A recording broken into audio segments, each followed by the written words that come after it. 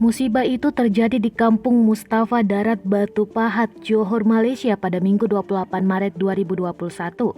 Perihal musibah tidak ada yang bisa memastikan kapan akan terjadi, meskipun dalam momen membahagiakan musibah bisa saja datang. Seperti kejadian di negara tetangga ini, momen yang diharapkan berjalan lancar malah berubah menjadi momen menyedihkan ketika rumah ludes terbakar.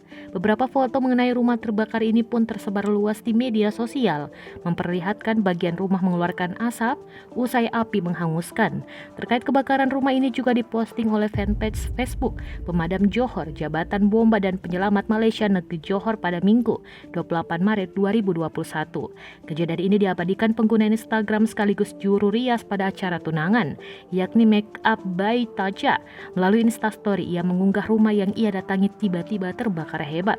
Menurutnya, kebakaran terjadi begitu saja dan tiba-tiba api membesar sehingga orang dalam rumah menjadi panik dan melarikan diri.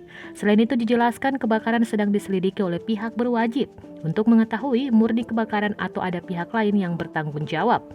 Saksi peristiwa tersebut, Isyad Syafat Ismail, mengatakan kejadian itu terjadi pada pukul 13.20 waktu Malaysia, sedangkan pertunangan direncanakan berlangsung pada pukul 14.30.